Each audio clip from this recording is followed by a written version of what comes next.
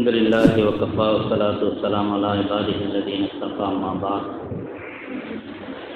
فقد قال الله تعالى في القرآن العظيم والفرقان المجيد أعوذ بالله من الشيطان الرجيم بسم الله الرحمن الرحيم وما جعلنا الرؤيا التي أريناك إلا فتنة للناس والشجرة الملعونة في القرآن الآية صدق الله العظيم. قال النبي صلى الله عليه وسلم من قرأ بالآيتين من آخر سورة البقرة في ليلة كفتاه أو كما قال صلى الله عليه وسلم. புகழ் அனைத்தும் ஏக இறைவனாகிய அல்லாஹ் ஒருவனுக்கே உரித்தாகட்டுமாக. அல்லாஹினுடைய சலாத்தும் சலாமும் அன்பும் அருளும் நம் உயிரினும் மேலான முஹம்மது ரசூலுல்லாஹி ஸல்லல்லாஹு அலைஹி வஸல்லம் அவர்களின் மீதும் அவர்களுடைய தோழர்கள் குடும்பத்தார்கள் அவர்களை பின்பற்றி வந்த தாபிஈன்கள் தபஉ தாபிஈன்கள் நல்லவர்கள் நம் அனைவரின் மீதும் நின்றென்றும் நின்று கொள்ளவட்டுமாக. அல்லாஹ்வுடைய மேலான ரஹ்மத்தையும் அவனுடைய பொருத்தத்தையும் பெற்றுக்கொண்ட நல்லடியார்களுடைய கூட்டத்தில் எல்லாம் நம்மை கபூல் செய்தல்வானாக. காலம் எல்லாம் நிம்மதியாகவும் ஆரோக்கியமாகவும் வாழக்கூடிய பெரும் பாக்கியத்தை ரப்புல் ஆலமீன் நமக்கு தந்தருள்வானாக. கண்ணியத்திற்குரியவர்களே, மேராஜுடைய இரவை ஒவ்வொரு வருடமும் நினைவு கூறுகிறோம். மேராஜுடைய நிகழ்ச்சியை ஒவ்வொரு வருடமும் அல்லது வருடத்திற்கு இடையிலும் கூட அதை பற்றி பேசுகிறோம். ரசூலுல்லாஹி ஸல்லல்லாஹு அலைஹி வஸல்லம் அவர்களை அல்லாஹ் தஆலா மேன்மைப்படுத்துவதற்காக, இந்த உம்மத்திற்கு ஒரு பெரிய பொறுப்பையும் ஒப்படைப்பதற்காக ஸல்லல்லாஹு அலைஹி வஸல்லம் அவர்களை தன்னளவிலே அழைத்து உலகத்திலே யாருக்கும் நடந்திராத ஒரு ஆச்சரியமான ஒரு நிகழ்வை நடத்தி காட்டி, எந்த நபிமார்களுக்கும் கூட இப்படியான ஒரு நிகழ்வு நடக்கவில்லை. ஒரே இரவிலே சின்னஞ்சிறிய நேரத்திலே நீண்ட இடைவெளியை கடந்து ஸல்லல்லாஹு அலைஹி வஸல்லம் அவர்களுக்காக ஒரு இரவினுடைய காலத்தை நேரத்தையே நிறுத்தப்பட்டது. மணி ஓடாது, நேரம் ஓடாது. அந்த உலகம் நேரத்திற்கு அப்பாற்பட்ட நேரம் உலகம். அல்லாஹ் தஆலா குர்ஆனிலே சொல்லுவான், சுவர்க்கத்தை பற்றி, ஆখিরাத்தை பற்றி, 50 அல்ஃபஸனா, ஒரு நாள் 50,000 வருடங்களை போன்று இருக்கும் என்று. நேரம் எல்லாம் இந்த பூமியில் மட்டும்தான். பூமி சுற்றுறதுனால 24 மணி நேரம் நம்ம கணக்கு வச்சிருக்கிறோம், கடிகாரம் வச்சிருக்கிறோம். 1 மணி நேரம், 2 மணி நேரம், 3 மணி நேரம், 4 மணி நேரம். நேரம் என்பது அது இந்த உலகத்திற்கு மட்டுமல்ல, இந்த பூமிக்கு மட்டும்.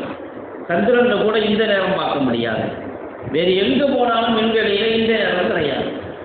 ஸல்லல்லாஹு அலைஹி வஸல்லம் அவர்கள் இந்த பூமியை விட்டு வெளியே போயிட்டாங்க. அப்படியானால் அந்த நேரத்தை பற்றி பேச்சே இல்லை.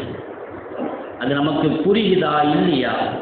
ஒரு காலம் வரையிலும் கிரேக்க தத்துவம் சொல்லிக் கொண்டிருந்துச்சு, இதெல்லாம் நடக்கவே முடியாதுங்கன்னு சொன்னாங்க. இந்த வானத்தில் ஓட்டை போட்டு போகிறதெல்லாம் சாத்தியமே இல்லைன்னு.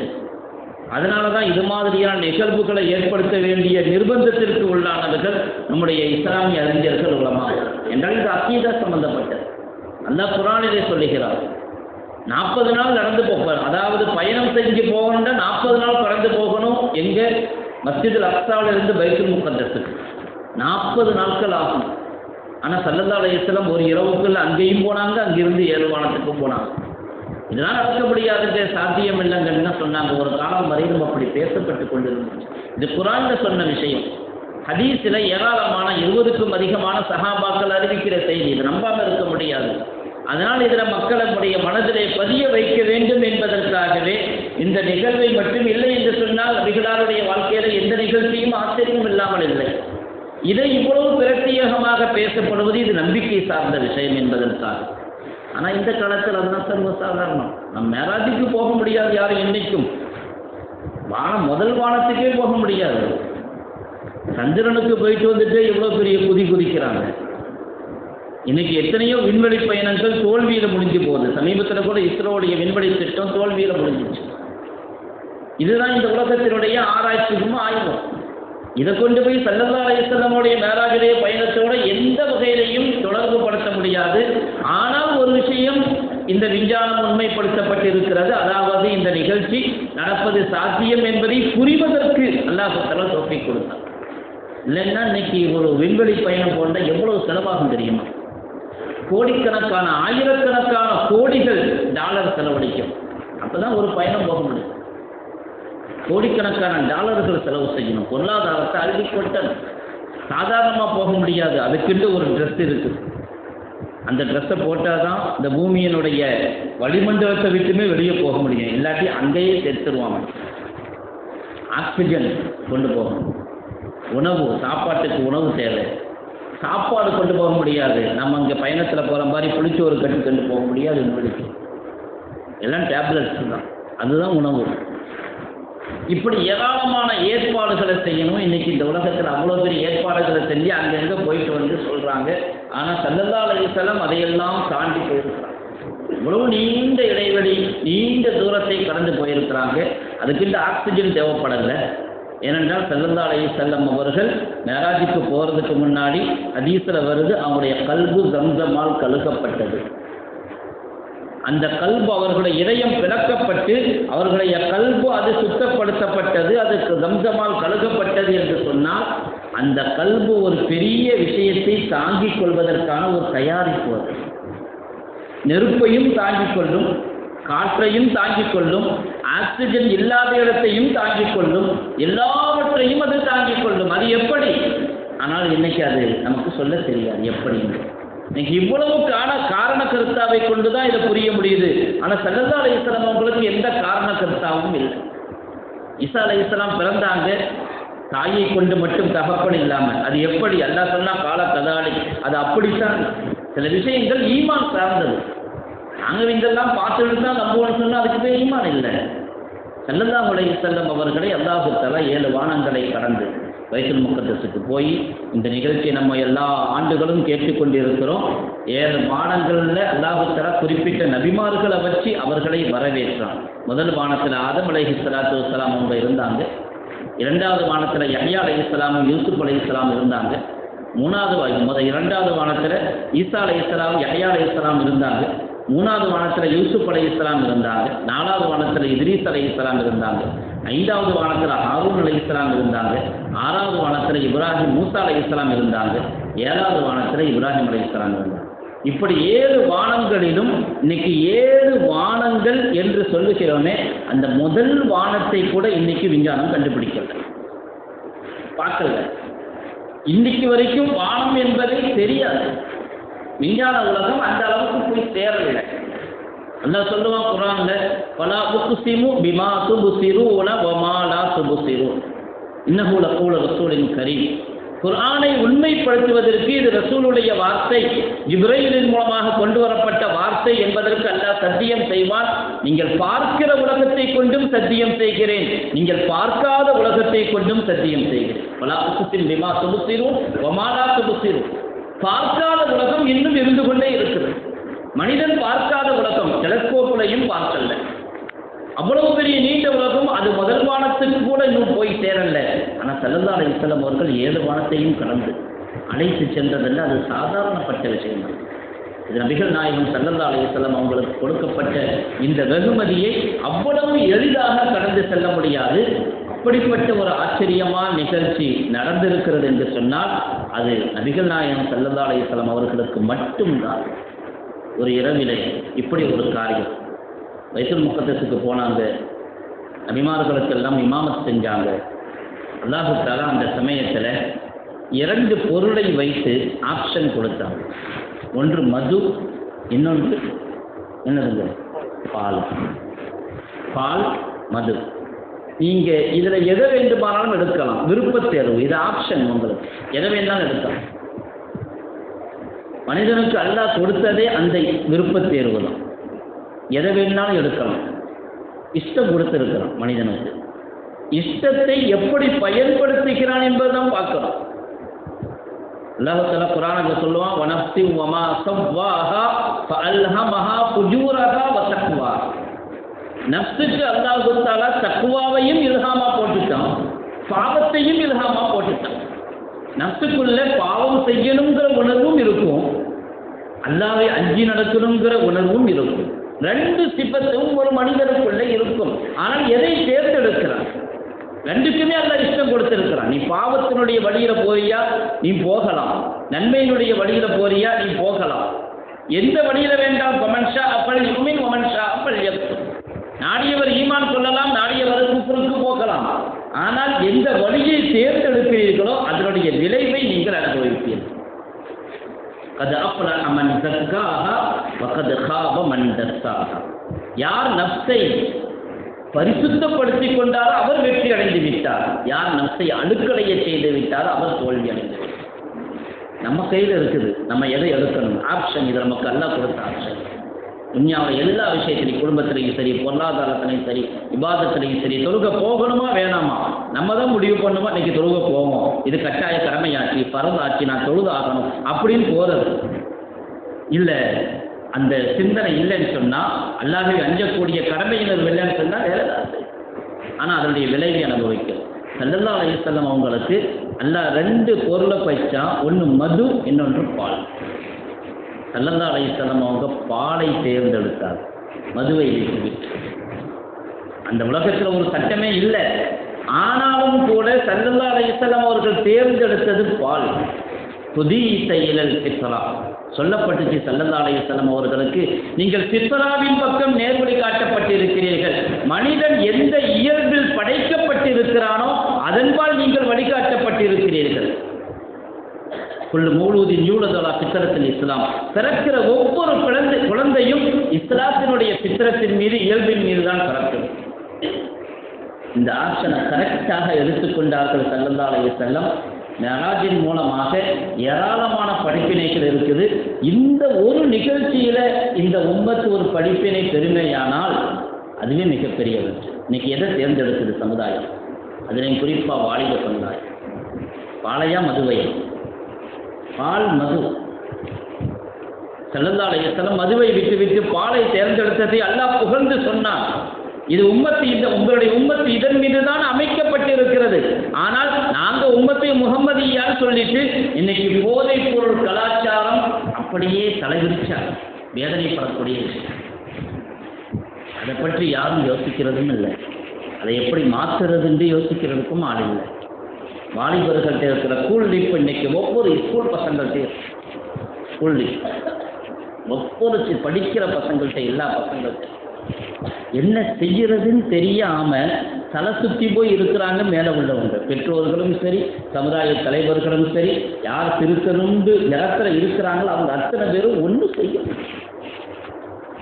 எப்படி இந்த சமுதாயம் இதில் போய் சிக்கிச்சு? இப்படி முன்மாதிரி சமுதாயம். ஸல்லல்லாஹு அலைஹி வஸல்லம் அவங்களுக்கு இந்த உம்மத்தை பற்றி மேராஜிலே சொல்லப்பட்டிருக்குது. உங்க உம்மத்து இதன் மீது தான் அமைக்கப்பட்டு இருக்குது. பாலைத்தான் தேர்ந்தெடுப்பார்கள், மதுவை அல்ல. ஆனால் இன்னைக்கு எப்படி ஒரு கலாச்சாரம்? போலீஸே நம்மள்கிட்ட சொல்கிறோம், உங்கள் பிள்ளைங்க இப்படி இருக்கிறாங்க, இதை நீங்கள் பார்க்க மாட்டீங்க, திருத்த மாட்டீங்க, நீங்கள் என்ன இஸ்லாஹ் செய்வீங்க, என்ன எப்படி அவங்களுக்கு வழி நடத்துறீங்க? நல்ல படிக்கிறாங்க ஆனால் கெட்ட பழக்கங்கள், காலேஜுக்கு போகிறாங்க கெட்ட பழக்கங்கள். கெட்ட பழக்கங்களை பற்றி பேசுனா அதை வரிசையாக வந்துக்கிட்டே இருக்கும் அடுத்தடுத்து. அதில் மிக மோசமான பழக்கம் இன்றைக்கி போதை பழக்கம். சமீபத்தில் கூட பூரா ஃபேஸ்புக்கும் இதுதான் ஓடிக்கிட்டு இருக்குது. கடைநல்லூர் சம்பவம். கடைநல்லூரில் ஒரு பெண் இன்ஸ்டாகிராமில் ஒரு வீடியோ போட்டு தெரியும். இன்ஸ்டாகிராமும் ஃபேஸ்புக்கும் அது ஒரு பெரிய போதை, ரெண்டும் ஒரு பெரிய போதை. உள்ளே போயிட்டா வெளியே வர முடியாது, யாராக இருந்தாலும் சரி. உள்ளே போயிட்டா 50 வயசு இல்லை 70 வயசு வயசானவங்க உள்ளே போனால் கூட வெளியே வர மாட்டாங்க. என்ன பிரயோஜனம்? என்னத்தையாவது வரும், நல்லதும் வரும், கெட்டதும் வரும், தேவை உள்ளது வரும், தேவை இல்லாததும் வரும். நம்ம வாழ்க்கைக்கு அத்தியாவசியமானது இல்லை எதுவும். ஆனால் அதில் தான் அது ஒரு பெரிய, அதுவே பெரிய போதை. இன்னைக்கு அந்த கடைநல்லூர் நிகழ்ச்சி இவ்வளவும் பெருசுப்படுத்தப்பட்டிருக்குது. ஆனால் இதுக்குரிய அடிப்படை காரணம் என்ன? ஸல்லல்லாஹு அலைஹி வஸல்லம் ஒரு தடவை ஒரு வீட்டு மேலே ஏறி நின்றாங்க. மாடியில் நின்று கேட்டாங்க, நான் என்ன பார்க்குறேன்னு உங்களுக்கு தெரியுதான்னு கேட்டாங்க. நான் இந்த ஹதீஸை பல இடங்களில் சொல்லியிருக்கிறேன். என்ன பார்க்குறேன்னு உங்களுக்கு தெரியுமான்னு கேட்டாங்க. சஹாபாக்கள் சொன்னாங்க, எங்களுக்கு அல்லாஹ் ரசூலுஹு ஆலம், நீங்கள் பார்க்குறத நாங்கள் எப்படி சொல்ல முடியும்? ஏனென்றால் ஸல்லல்லாஹு அலைஹி வஸல்லம் பார்வை வேறு. நாங்கள் கீழே நிற்கிறோம், எங்களை தான் பார்க்குறீங்க அப்படின்னு சொல்லியிருந்தப்பட்டு இன்னைக்கு வித்தியாசமான பதிலாம் வந்துடும். கேள்வி கேட்டான், என்ன எங்களை தான் பார்க்குறீங்க, என்ன பண்ணுறீங்க? அப்படி சொல்லலை. அல்லாஹ் ரசூலுஹு ஆலம், ஸல்லல்லாஹு அலைஹி வஸல்லம் அவங்க சொன்னாங்க, இன்னி லஅரா மவாக்கி அல் ஃபித்னி கிலால புயூதிக்கும் கமவாக்கில் கத்தரி. நான் பார்க்கிறேன் உங்களுடைய வீடுகளுக்கு இடையிலே ஃபித்னாக்கள் இப்படி நுழைகிறது, எப்படி மலைத்துளி பூமிக்குள்ளே நுழைந்து செல்கிறதோ அது மாதிரி. மலைத்துளி பூமிக்குள்ளே எப்படி நுழைந்து செல்கிறதோ அது மாதிரி உங்களுடைய வீடுகளுக்கு இடையில் ஃபித்னாக்கள் நுழைந்து வருகிறது. மலைத்துளி எப்படி நுழைஞ்ச போது கொஞ்சம் யோசிச்சு பார்த்தா இந்த நெட்வொர்க்கு புரிஞ்சு போகும். பூமியில எந்த ஓட்டையும் இல்லை, ஆனாலும் மலைத்துளி உள்ள இறங்கும். மழை பெஞ்சுன்னா நிலத்தடி நீராக அது உள்ள இறங்கிக் கொண்டே இருக்கும். அது தானாக இறங்கும் கொஞ்சம் கொஞ்சமாக. நீங்க என்ன கான்கிரீட் பில்டிங் போட்டு கட்டி வச்சு ஏசி போட்டு எல்லாத்தையும் அடைச்சிட்டியே, வெளியே இருந்து யாரும் எதையும் ஒரு புள்ளியை கூட பார்க்க முடியாது, எதுவுமே யாரும் கல்லலும் வர முடியாது, யாரும் வர முடியாது. ஆனா எல்லாத்தையும் விட பெரிய கல்ல வருவான் இன்டர்நெட்டினுடைய கனெக்ஷன். நீங்க எவ்வளவு பெரிய பில்டிங்ல இருந்தாலும் போன் வேலை செய்யும். அந்த ஃபித்னா கமவாக்கில் கத்தர், எப்படி மலைத்துளி பூமிக்குள்ள இறங்குதோ அதே மாதிரி உங்களுடைய இரும்பு கம்பியினால் போடப்பட்ட நல்ல கலவை போட்டு இரும்பு கம்பி போட்டு காங்கிரீட் போட்டிருக்கீங்களே, அந்த காங்கிரீட்டையும் தொலைச்சிக்கிட்டு வரும் ஃபித்னா. இன்னைக்கு அதுதான் நடந்துச்சு. நான் என்ன செய்யறது, பிள்ளைங்களை எப்படி மாற்றுறது? இன்னைக்கு கொஞ்சம் பேர் பள்ளிவாசலுக்கு வருவாங்க, அவங்கள்ட்ட ஏதாவது நம்ம பேசுவோம். பெருங்கூட்டம் பள்ளி பக்கமே வரமாட்டாங்க. கொஞ்சம் பேர் இது மாதிரியான இரவுகளில் வருவாங்க, இன்னும் பெரிய கூட்டம் வெளியே இருப்பாங்க. அவங்களுக்கு இதை பற்றி என்ன பள்ளிவாசலில் என்ன நடக்குதுன்னே தெரியாதவங்க இந்த முகல்லாவோடய நிறைய பேர் இருப்பாங்க. இன்னைக்கு எதுக்காக வேண்டி கூடி இருக்கிறாங்கன்னு தெரியாமலேயே ஒரு கூட்டம் இருக்கும். இப்போ இந்த பிரச்சனையை இவ்வளோ பெரிய ஃபித்னா, மொபைலு நெட்வொர்க்கு, இன்னைக்கு பொம்பளை பிள்ளைங்க ரீல்ஸ் போடுறதுன்னா இன்னைக்கு பரவலாக போச்சு. இன்னைக்கு ஒரு காப்பட்டுக்கிட்டே ரீல்ஸ் போடுறது சர்வசாதாரணமாகி போச்சு. வீடுகள்லையே அப்படித்தான், போர்வைக்குள்ள மொபைல் இருக்குது, யாருக்கும் தெரியாமல். அப்படிப்பட்ட ஒரு நிலை. இந்த கடையில் ஒரு விஷயத்தை ஃபேஸ்புக்கில் இன்ஸ்டாவில் முதல் தவறு என்னன்னு கேட்டால், நம்ம ஆட்கள் அதை திரும்ப திரும்ப ஷேர் பண்ணுறோம், அதை பற்றி கருத்து சொல்கிறது, அதை பெருசுப்படுத்துறது. இது முதல் தவறு. ஃபேஸ்புக் ஓப்பன் பண்ணால் வரிசையாக அது வரும். அந்த பெண் பேசுகிற வீடியோ, அந்த பெண் ஒரு பெண்ணுடைய ஃபோட்டோவையும் வீடியோவையும் ஷேர் பண்ண வேண்டிய தேவை என்ன இருக்குது? என்ன நமக்கு அனுமதி கொடுக்கப்பட்டிருக்கோம்? நம்ம ஆட்களை அதுக்கு பதில் கொடுக்குறாங்களா? அது பதில் கொடுக்குற இடம் இல்லை. ஃபேஸ்புக் பதில் கொடுக்குற இடம் இல்லை. திரும்ப திரும்ப அதை ஷேர் பண்ணி அதை பெருசாக்கி மாற்று மத சமூகத்தினால அது ஒரு அசிங்கப்படுத்தப்படும். இது அவங்களுக்கு வெறுப்பை உண்டாக்கும். அந்த சம்பந்தப்பட்ட பெண்ணுக்கும் கூட வெறுப்பை தான் உண்டாக்கும். அல்லாஹ் தஆலா குர்ஆனிலே இஃப்கு, அதாவது இட்டு கட்டப்பட்ட நிகழ்ச்சியினுடைய சரித்திரத்தை பற்றி சொல்லும் பொழுது ஆயிஷா ரலியல்லாஹு அன்ஹா அவங்கள பற்றி, இது தலக்கவனஹு பிஅல்சினதிக்கும் வதகூலுன பிஅஃவாஹிக்கும் மா லைஸ லக்கும் பிஹி இல்ம் வதஹ்சபூனஹு ஹய்யினன் வஹுவ இன்தல்லாஹி அஸீம். ஹஜ்ரத் ஆயிஷாவை பற்றி தவறாக பேசப்படுகிறது, அதை நீங்களும் உங்களுடைய வாயிலே அசை போட ஆரம்பித்து விட்டீர்களே, இதை நீங்க சர்வசாதாரணமாக நினைக்கிறீங்க, ஆனா அல்லாஹ்விடத்துல மகா பயங்கரமானது. இப்படி பேசுறது, அன்னைக்கு வாய் வழியாக பேசுறது, இன்னைக்கு மொபைலில் பேசுறது, ஷேர் பண்ணிக்கிட்டே இருக்குது, ஃபார்வர்ட் பண்ணிக்கிட்டே. ஒரு பாவம் குற்றம் நடந்துச்சுன்னா அதை தடுக்கிறதுக்கு வழியை பார்க்கணுமே தவிர அந்த குற்றத்தை பற்றி பாவத்தை பற்றி விளம்பரப்படுத்தக்கூடாது. அதே மாதிரி ஊர் கட்டுப்பாடு இருக்கும், உடனே உங்களை ஊரை விட்டு விலக்கி வைக்கிறோம், உங்கள் ஜனாதாவை நாங்கள் எடுக்க மாட்டோம். இது மட்டுமே அதுக்கான தீர்வு இல்லை. நம்ம போலீஸ்காரங்க வேலை பார்க்குறவங்க இல்லை, வெறும் போலீஸ் வேலையை மட்டும் பார்க்கக்கூடாது. சமுதாயத்தில், நம்முடைய மொஹல்லாவில், நம்முடைய உம்மத்தில் இது மாதிரி நடக்குது. ஆரம்பத்திலிருந்தே இதற்கான மாற்று ஏற்பாடுகள் நம்ம என்ன செஞ்சுருக்கோம்? அதற்கான ஏதாவது வழிவகை செஞ்சுருக்கிறோமா? சமுதாயத்தில் மாற்றத்தை உருவாக்குறதுக்கு, அவங்களுக்கு நல்ல உபதேசத்தை செய்கிறதுக்கு என்ன வாய்ப்பு ஏற்படுத்தி கொடுத்துருக்கோம்? வெறுமனே அதிகாரத்தின் மூலமாக அவங்கள ஜனாதா கொண்டு வந்து ஏற்றுக்க மாட்டோம், உங்கள் நிக்கா புஸ்தகத்துக்கு கரெக்ட் தர மாட்டோம். இது ஊர் கட்டுப்பாடு இருக்கலாம், இருக்க வேண்டிய ஒன்று தான். ஆனால் இதை மட்டுமே செஞ்சால் அவங்க திருந்த மாட்டாங்க. பொம்பளை பிள்ளைங்களும் திருந்த மாட்டாங்க, ஆம்பளை பசங்களும் திருந்த மாட்டாங்க. ஸல்லல்லாஹு அலைஹி வஸல்லம் அவர்கள் மதுவை விட்டு பாலை தேர்ந்தெடுத்த ஒரு உம்மத். இந்த உம்மத்தும் அப்படித்தான் இருக்க வேண்டிய இடத்தில் இருக்க வேண்டியவர்கள் இன்று எப்படிப்பட்ட ஒரு இக்கட்டான ஒரு நிலையை மாற்றியிருக்கிறார். ரொம்ப கவலைப்பட வேண்டிய விஷயம். ஏன்னா இன்னைக்கு ஃபேஸ்புக்கில் இது ஓடிக்கிட்டு இருக்கிறது. இவ்வளோ அந்த பொண்ணே சொல்லுது, நான் அதாவது இஸ்லாத்தை பொறுத்த வரையிலும் எப்படி இருக்கணும் என்று ஒரு நடைமுறை சொல்லப்பட்டது. ஆனால் இந்தியாவை பொறுத்த வரையிலும் இது ஜனநாயக நாடு. யாரையும் போய் சட்ட ரீதியாக ஷரியத்துடைய சட்டப்படி ஒருத்தர் தினா விபச்சாரம் செஞ்சிட்டாருன்னு சொன்னால் அவருக்கு ஹத்து தண்டனை கொடுக்கிற அதிகாரம் இந்த நாட்டில் கிடையாது. நம்ம தண்டனை கொடுக்க முடியாது, கொடுக்கக்கூடாது. அது இஸ்லாமிய கவர்மெண்ட்டினுடைய பொறுப்பு. இஸ்லாமிய கவர்மெண்ட்டினுடைய பொறுப்பு அது. இஸ்லாமிய கவர்மெண்ட் ஹிலாஃபத் இருந்தால் கலீஃபாவுக்கு தான் அந்த அதிகாரம் இருக்குது. தவறு செஞ்சவங்களுக்கு ஷரியத்துடைய தண்டனையை கொடுக்கிறது. நம்ம அந்த தண்டனையை கொடுக்க முடியாது. இப்போ இஸ்லாத்தினுடைய வழியை எப்படி கொண்டு போகணும், சின்ன பிள்ளைகளாக இருக்கும் பொழுதே அவர்களுக்கு அந்த சிந்தனையை உருவாக்கும். அவங்கள தர்பியத் செய்கிறது. பெற்றோர்களுக்கு பங்கு இருக்குது, சமூகத்திற்கு பங்கு இருக்குது, உலமாக்களுக்கு பங்கு இருக்குது, சமுதாயத்தில் உள்ள பெரியவர்களுக்கு இதில் பங்கு இருக்குது.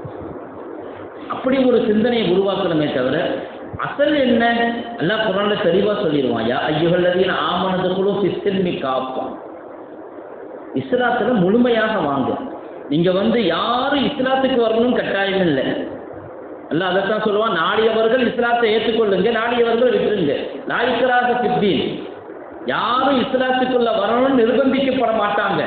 ஆனால் இஸ்லாத்துக்குள்ள வந்துட்டா முழுமையாக வரணும். எனக்கு உரிமை இருக்குதுங்க, என்னுடைய ட்ரெஸ்ஸு என்னுடைய உரிமை. அப்படி நான் எப்படி வேணாலும் ட்ரெஸ் பண்ணுவேன், நான் என்னுடைய உடம்பினுடைய எந்த பகுதியை வேணாலும் காட்டுவேன், நான் சுதந்திரமானவன், ஆணோ பெண்ணோ அப்படி சொன்னால் உங்களை நீங்கள் முஸ்லீம்னு சொல்லாதீங்க. நான் முஸ்லீம்னு சொன்னால் இஸ்லாத்தினுடைய கண்ட்ரோலுக்கு கட்டுப்பாடுகளுக்கு உட்பட்டவன். முதுகுழு பிஸ்லிமி காப்பா. நீங்கள் இஸ்லாத்துக்குள்ள முழுமையாக வாங்க. இஸ்லாத்துக்கு வர்றீங்கன்னா இஸ்லாத்துக்குள்ள முழுமையாக வாங்க. ஆற்றுல ஒரு கால் சேத்துல ஒரு கால் இல்லை. முழுமையாக இஸ்லாத்துக்குள்ள நான் கட்டுப்பட்டு இருக்கிறேன். நான் எப்படி ஆணாக இருந்தால் எப்படி ஆணை அணியணும், பெண்ணாக இருந்தால் ஹிஜாபுங்கிறது எனக்குள்ள கண்ட்ரோல். நான் அதை ஏற்றுக்கொண்டு தான் இஸ்லாத்தில் இருக்க முடியும். அதெல்லாம் முடியாது, எனக்கு சுதந்திரம் இருக்குதுன்னா இஸ்லாத்துக்குள்ளே இருக்கிற சுதந்திரத்தை தான் எடுத்துக்கணுமே தவிர நாமளாக ஒரு சுதந்திரத்தை அங்கே உருவாக்க முடியாது. இஸ்லாத்துக்கு வெளியே இருந்து வரமாட்டேன்னு சொன்னால் நம்ம ஒன்றும் சொல்ல போகிறதில்லை. நான் இஸ்லாத்துக்குள்ளே வந்த பிறகு முஸ்லீமுடைய அடையாளத்தில் இருந்து கொண்டு நான் இப்படித்தான் இருப்பேன், இதைத்தான் செய்வேன்னு சொல்ல முடியாது. புதுக்குழு பிஸ்லிமிக்கா இஸ்லாத்துக்குள்ளே முழுமையாக வாங்க. அப்படி வரணுண்டா என்ன செய்யணும்? இஸ்லாம் தான் உண்மைங்கிற அழுத்தமான நம்பிக்கை மனசில் இருக்கணும். முதல்ல இன்னைக்கு அந்த நம்பிக்கை எடுபட்டு போச்சு. எல்லாத்தையும் கூட நம்மளும் இருந்துக்குவோம், முஸ்லீம்கிற பேர் இருக்கும். ஸல்லல்லாஹு அலைஹி வஸல்லம் அவங்க அல்லாஹு தஆலா குர்ஆன்ல இந்த மேராஜுடைய நிகழ்ச்சியை பற்றி அல்லாஹ் சொல்லுவான், மா ஜஅல்னா ருய்யல்லதி அரைனாக்க இல்லா ஃபித்னத்தல் லின்னாஸ். இந்த காட்சியை நாம் ஃபித்னாவாகவே தவிர ஆக்கவில்லை, மக்களுக்கு ஃபித்னாவாயிடுச்சு. ஸல்லல்லாஹு அலைஹி வஸல்லம் மேராஜுடைய இரவை முடிச்சுட்டு நிகழ்ச்சியை முடிச்சுட்டு வர்றாங்க. மக்கா காஃபிர்கள் ஏற்றுக்க மறுக்கிறாங்கன்னு மட்டுமில்லை, பலகீனமான ஈமான் உள்ளவங்க இஸ்லாத்தை விட்டு முர்த்தத்தாயிட்டாங்க. ஒரு ஃபித்னாவாயிடுச்சு. நம்ப மறுத்துட்டாங்க, ஏற்க மறுத்துட்டாங்க. ஹஜ்ரத் அபூபக்கர் சித்திக் சொன்னாங்க, இது உண்மை. ஸல்லல்லாஹு அலைஹி வஸல்லம் சொன்னாங்கன்னா அது உண்மைதான்.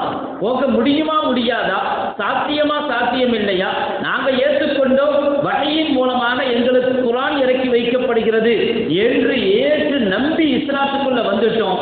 இதுக்கு பிறகு இஸ்லாத்துல நபி என்ன சொல்றாங்களோ அதுதான் உண்மை. இதுல எங்களுடைய அறிவியலை இடம் போட்டு பார்த்து இது சாத்தியமாகுமா சாத்தியமாகாதா, இது அறிவு ஏற்றுக்கொள்ளுதா அறிவு ஏற்றுக்கொள்ளலையா அப்படிங்கிறத யோசிக்கிறதுக்கு இடமே இல்லை. எப்போ இஸ்லாத்துக்குள்ள வந்துட்டோமோ ஸல்லல்லாஹு அலைஹி வஸல்லம் சொன்னது உண்மை. மேராஜின் மூலமாக இந்த படிப்பினை பெற்றால் இதுவும் பெரிய வெற்றி. அப்படியானால் பிள்ளைகளுக்கு ஒரு தர்பியத் செய்யணும். பெற்றோர்களுக்கு மிகப்பெரிய பொறுப்பு இருக்குது. அது எப்போ இருந்து ஆரம்பிக்கணும்னு சொன்னால், இப்போ பொதுவாக நீ சொல்லிட்டு வர்றது நிக்காஹுக்கு ஒரு கவுன்சிலிங் வைக்கணும். நிக்கா பண்ணுறதுக்கு முன்னாடி மாப்பிள்ளை பொண்ணுக்கு கவுன்சிலிங், குழந்தை உண்டாகி குழந்தை பெறும் பொழுது அப்பொழுது பெற்றோர்களுக்கு ஒரு கவுன்சிலிங் வைக்கணும். பிள்ளைகளை எப்படி வளர்க்கணும் யாருக்கும் எதுவும் தெரியறது இல்லை. கல்யாணம் முடிக்கும் போது எதுக்கு முடிக்கிறோம் என்ன ஏதுன்னு புரியறதும் இல்லை. புள்ள பெற்ற பிறகு அந்த பிள்ளை எப்படி வளர்க்கணும்னு தெரியறதும் இல்லை. நடைமுறையில் என்ன செய்கிறாங்க எல்லாரும், அது மாதிரி நல்ல பெருநாள் வந்தால் நல்லா ட்ரெஸ் வாங்கி கொடுப்போம், செலவு செய்யணும், பிள்ளை பெற்ற செலவு செய்யணும், நல்ல ட்ரெஸ் ஆகை நம்முடைய தரத்துக்கு தகுந்தபடி ட்ரெஸ் வாங்கணும். சின்ன பிள்ளையாக இருந்தாலும் கூட 2500 ரூபாய்க்கு ட்ரெஸ் வாங்கி கொடுத்தா தான் எம்மனசு ஆகும். ஏன்னா எல்லாத்தையும் என் வீட்டுக்கு அடிக்கும் போக மாட்டேன், அந்த பிள்ளையும் அப்படி போட்டிருக்கு, இந்த பிள்ளை இப்படி போட்டிருக்கு, அது ஒன்று. அடுத்து ரெண்டாவது என்ன, எல்லாரும் எங்கேயாவது போகிறாங்க, டூர் போகணும், வருஷத்துக்கு ஒரு தடவை, வீக்கெண்டில் ஹோட்டல் போகணும். பிள்ளைகளை கூட்டிகிட்டு சந்தோஷமாக போகணும். சில காரியங்களை சில நடைமுறைகளை நம்ம பழக்கத்தில் பழகி வச்சிருக்கிறோம். நான் இது எல்லாத்தையுமே எதையுமே செய்யாதீங்கன்னு சொல்ல வரல, ஆனால் செய்ய வேண்டியதை விட்டுட்டு இதையெல்லாம் செஞ்சால் நாம் பெரிய குற்றம். பிள்ளைகளுக்கு நாம் என்ன சொல்லிக் கொடுக்கணும், எந்த மாசொல்ல வளர்க்கணும், நம்ம அப்படி ஒரு சின்ன பிள்ளைகள்ல இருந்து அப்படி வளர்த்துன்னு சொன்னால் இது மாதிரியான கடையில் உள்ள ஒரு பிரச்சனை மாதிரி வராது. இன்னைக்கு சமுதாயத்துக்கு கெட்ட பேர் ஏன் வருது? அப்படி ஒரு வளர்ப்பு இருந்துச்சுன்னு சொன்னால் ஏன் வரப்போகுது? நம்ம பெற்றோர்களுக்கு ஒரு பெரிய பொறுப்பு இருக்குது. நாம் நம்முடைய பிள்ளைகளை ஆரம்பத்திலிருந்தே அப்படி வளர்க்கணும். யார் வாலிபர்களாக இருக்கிறாங்களோ அவங்களும் நினைக்கணும், நான் நிக்காக முடிக்கணும்னா இப்படித்தான் செய்யணும் இஸ்லாமிய முறைப்படி, அதற்கு பிறகு குழந்தை பிறந்தால் இப்படித்தான் வளர்க்கணும், முன்கூட்டியே யோசிக்கணுங்க. இஸ்லாம் அதைத்தான் சொல்லித்தருது. சம்பாதிக்கிற முன்னாடியே நான் எப்படி ஜக்காத்து கொடுக்கணுங்கிறத பற்றி யோசிக்கணும். எப்படி சம்பாதிக்கணும்னு யோசிக்கிறது இல்லை, அது எல்லாரும் யோசிப்பாங்க. எப்படி சம்பாதிக்கணும், ஒன்றிற்கு ஹலாலாக சம்பாதிக்கணும், இன்னொருக்கு எப்படியெல்லாம் சம்பாதிக்கணும், எப்படியெல்லாம் யோசிச்சா காசு அதிகமாக வரும், அது யோசிக்கிறது ஒன்று இருக்குது. எப்படி யோசிக்கணும், நான் சம்பாதிச்சா எப்படி ஜக்காத்து கொடுக்கணும், எனக்கு எப்போ ஜக்காத்து கடமையாகும், எப்போ ஜக்காத்து கொடுக்கணும், பின்னால் வர்றதை முன்னாடி யோசிக்கணும். எத்தனையோ விஷயங்களுக்கு நம்ம யோசிக்கிறோம், ஆனால் சரியத்துறை விஷயத்தில் யோசிக்கிறது கம்மி. அப்படி யோசிக்க தெரியல. ஒன்று நமக்கு அப்படி யோசிக்கணும்னு தெரியலைன்னு சொன்னால் அப்படி எங்கே சொல்லி தருவாங்களோ அது மாதிரி எடுத்துக்குவாங்க. எப்படி நான் யோசிக்கணும், பிள்ளையை எப்படி படிக்க வைக்கணும்னு யோசிக்கிறோம். அந்த பிள்ளை வளரும் போது, அதனால தான் ஹதீஸ்ல வந்திருக்குது, 7 வயசாச்சுன்னா தொலை சொல்லுங்க. 50 நேர தொழுகையை கொடுத்து மேராஜில் அல்லாஹுத்தாலா கடைசி 5 நேர தொழுகையை கடமையாக்கணும். மூசா அலைஹிஸ்ஸலாம் தான் என்ன செஞ்சாங்க, நமக்கு தெரியும் சரித்திரம். ஆனால் உங்கள் சமுதாயம் இதெல்லாம் செய்ய மாட்டாங்க என்று அவங்க பனி இஸ்ராயீலை ரொம்ப அனுபவிச்சுட்டாங்க. என்ன சொன்னாலும் கேட்க மாட்டாங்க, எல்லாத்தையும் பார்த்துட்டு அதுக்கு மாற்றமாக தான் செய்வாங்க. இதை பார்த்துட்டு தான் அனுபவப்பட்டு சொன்னாங்க, போய் குறைச்சிட்டு வாங்க. 5 வாங்கின பிறகு அதுவும் அதுக்கு பிறகு குறைக்க சொன்னாங்க. எனக்கு வெக்கமாக இருக்குது, நான் போக மாட்டேன்ட்டாங்க. அல்லாஹ் சொல்லிட்டா தெளிவாக, இது 5 ஆனால் 50க்குரிய நன்மை கிடைக்கும். ஏன்னா ஒரு அமலுக்கு 10 நன்மை, 5 தொழுகை தொழுதிங்கன்னா 50 தொழுகையிலே நன்மை கிடைக்கும். இது முடிவானது, இது மாற்று கருத்து இல்லை. இப்போ என்ன நினைக்கிறோன்னு சொன்னால், மூசா அலைஹிஸ்ஸலாம் சொன்னதே சொன்னார், நல்லா பேசி திரும்பவும் அனுப்பி வாரத்துக்கு ஒரு ஜும்மா மட்டும் வாங்கிட்டு வந்தால் நல்லா இருக்கும். ஜும்மாவுக்கு மட்டும் ஜும்மாவுக்கு வந்தமா தொழுதமா வேலை முடிஞ்சு. எப்படி மற்ற இடங்கள்ல இருக்குதோ, ஞாயிற்றுக்கிழமை போகிறது, சனிக்கிழமை, அது மாதிரி வாரத்தில் ஒரு நாள் வெள்ளிக்கிழமை கொஞ்சம் நேரம் போனோம், படையாசலுக்கு போனால் 1 மணி நேரம் 2 மணி நேரம் முழுமையாக கொடுத்துட்டோமா, அதுக்கு பிறகு நம்ம மற்ற வேலையை பார்த்துக்கலாம். அப்படின்னு நல்லா இருக்கும். ஆனால் இஸ்லாம் நமக்கு சொல்லி கொடுக்குது, அதாவது பிளானிங் பண்ணுங்க. தொழுகை கூட பிளானிங், அந்தந்த நேரத்தில் அந்தந்த தொழுகை இருக்கிறது இருக்குது. நேர மேலாண்மை, நேரத்தை நீங்கள் எப்படி பிளான் பண்ணுறீங்க. அதனால தான் சொன்னாங்க ஸல்லல்லாஹு அலைஹி வஸல்லம் 7 வயசாச்சுன்னா தொலை சொல்லுங்க, 10 வயசாகாட்டி அடித்து தொலை சொல்லுங்கன்னு.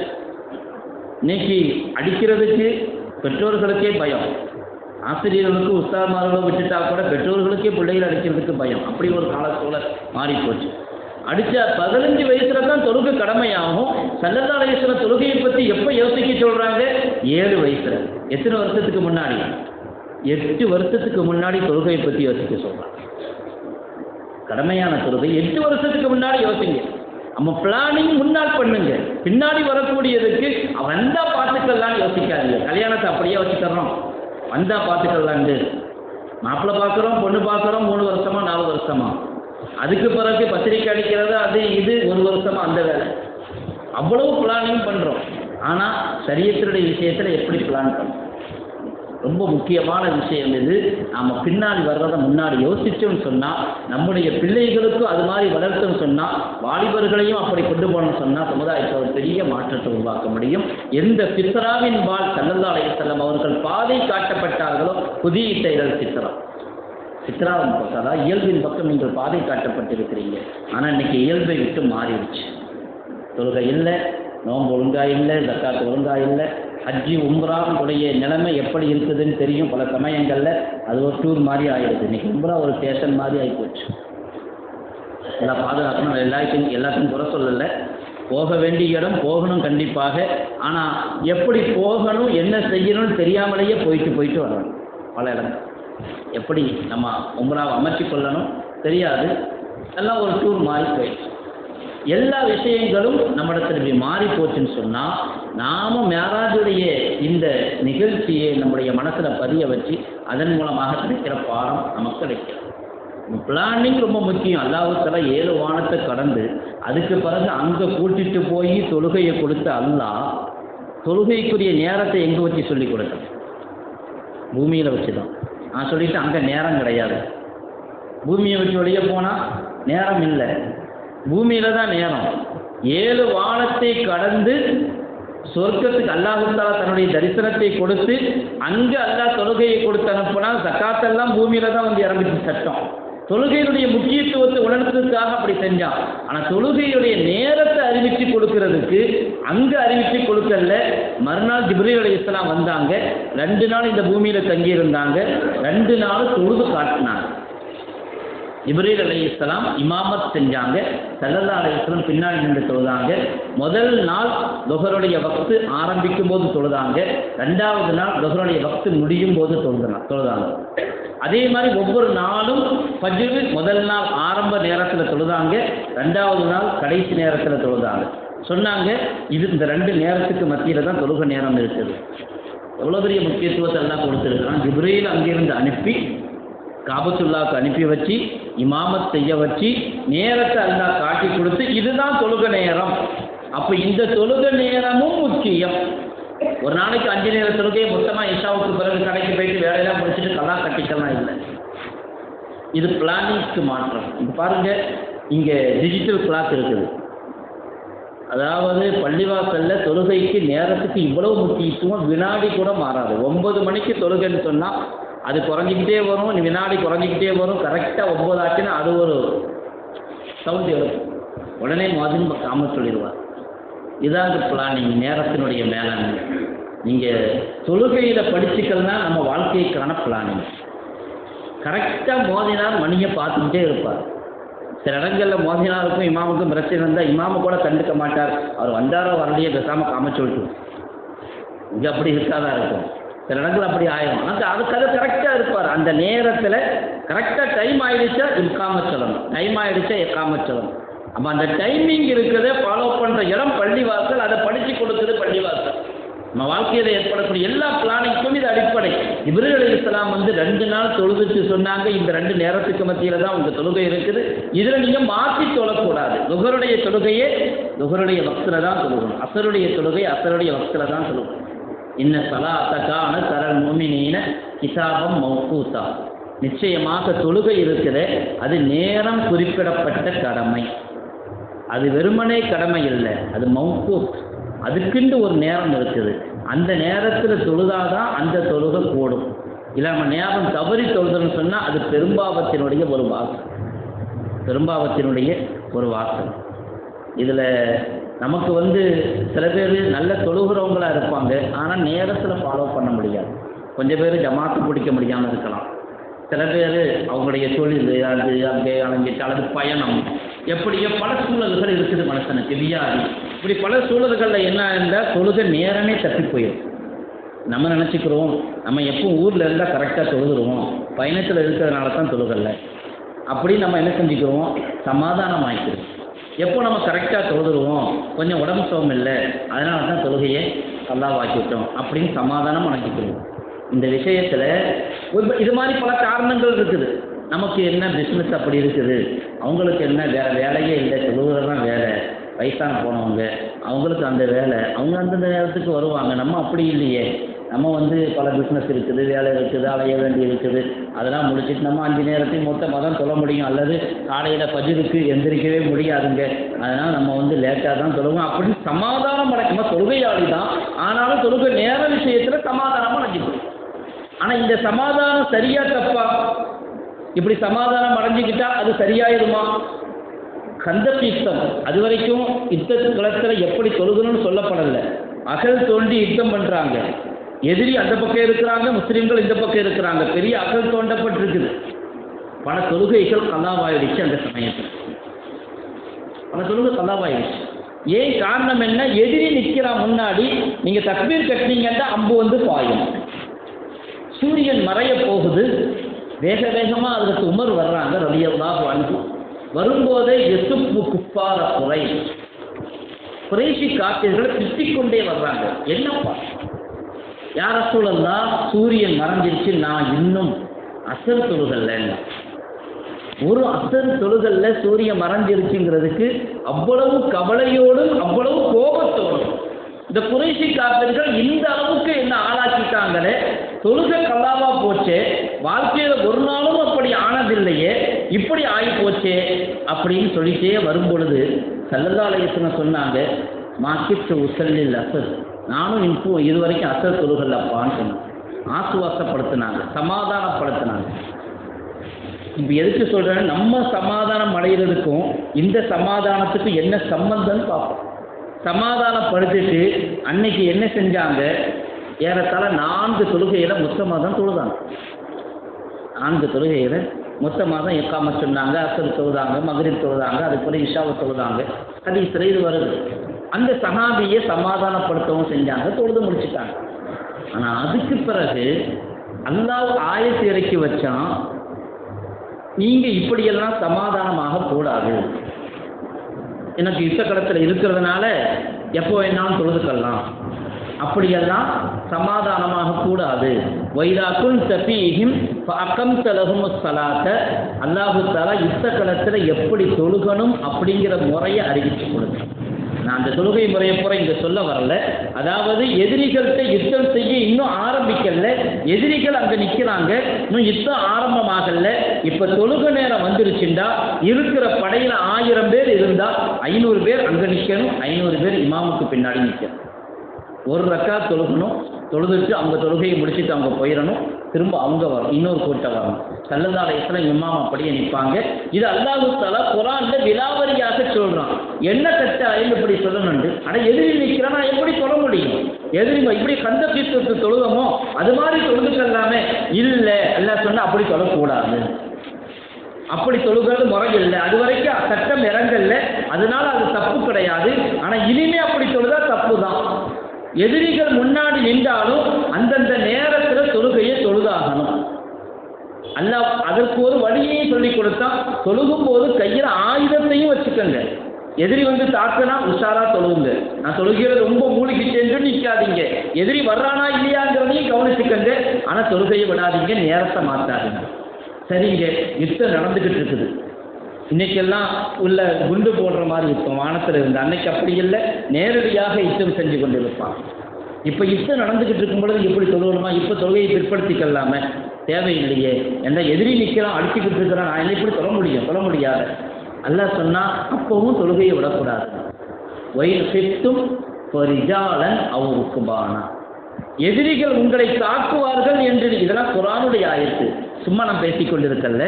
எதிரிகள் உங்களை தாக்குவார்கள் என்றிருந்தால் நடந்து கொண்டே தொழுங்கள், வாகனத்தில் இருந்தபடியே தொழுவுங்கள்.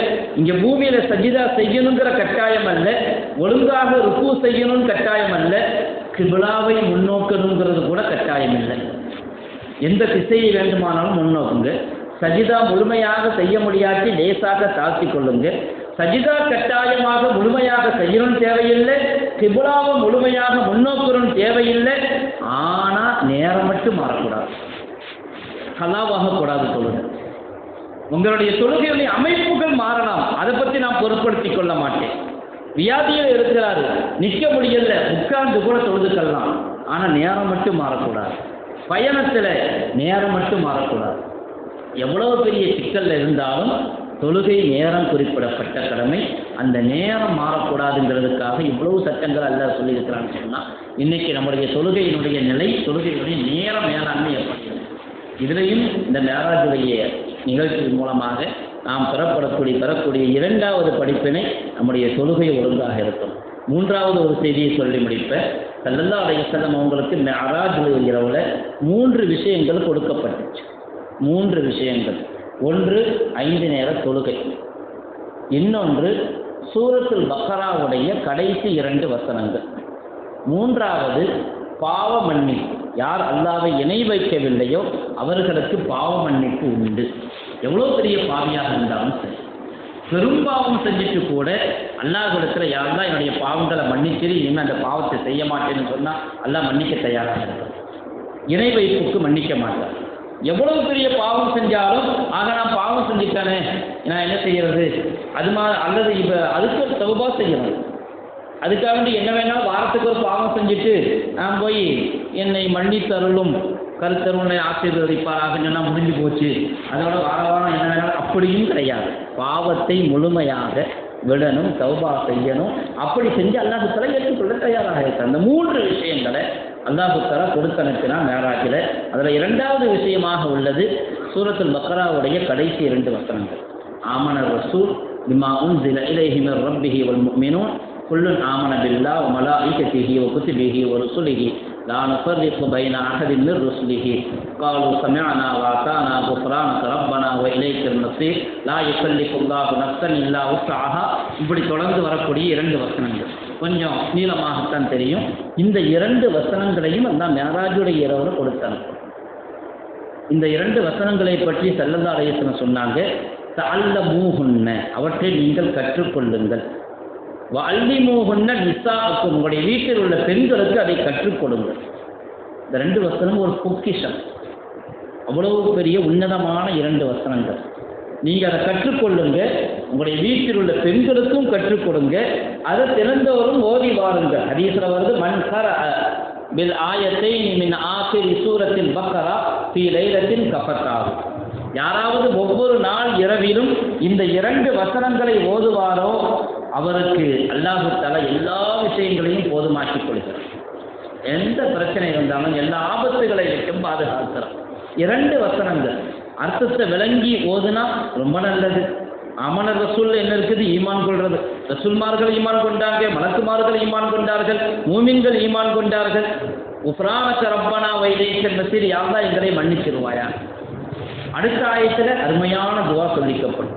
லா யுகல்லிஃபுல்லாஹு நஃப்ஸன் இல்லா உஸ்ஸஹா லஹா மா கஸபத் வ அலைஹா மக்தஸபத் ரப்பனா லா துஆகிதுனா இன் நஸீனா வ அக்தானா. ரப்பே, எங்களை பிடிக்கிறாதே, எங்களை தண்டிக்கிறாதே, இன் நஸீனா, நாங்கள் மறந்து செய்தாலோ, தவறை மறந்து செய்து விட்டால், அவ்வக்தனா, தவறுதலாக செஞ்சிட்டாலோ எங்களை நீ பிடிக்கிறாதே. லா துஆகிதுனா இன் நஸீனா அவ் அக்தனா ரப்பனா வலா தஹ்மில் அலைனா இஸ்ரன் கமா அமல்தஹு அலல்லதீன மின் கப்லினா, எங்களுக்கு முன்னர் இருந்த சமுதாயத்தின் மீது சுமத்தப்பட்ட பாரத்தை போன்று எங்களின் மீது சுமத்தி விடாதே.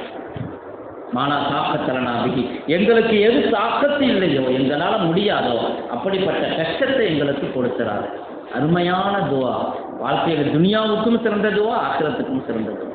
எங்களை மன்னித்து விடுவாயா, வாஃபு அன்னா வஃபிர் லனா வர்ஹம்னா, அல்லாஹ்விடத்தில் மக்ஃபிரத்தை கேட்கிற துவா. அப்படிப்பட்ட 2 வசனங்கள் சூரத்துல் பக்ராவுடைய கடைசி 2 வசனங்கள். குர்ஆனை எடுங்க, ஒவ்வொரு நாளைக்கும் அதை பார்த்து ஓதுங்க.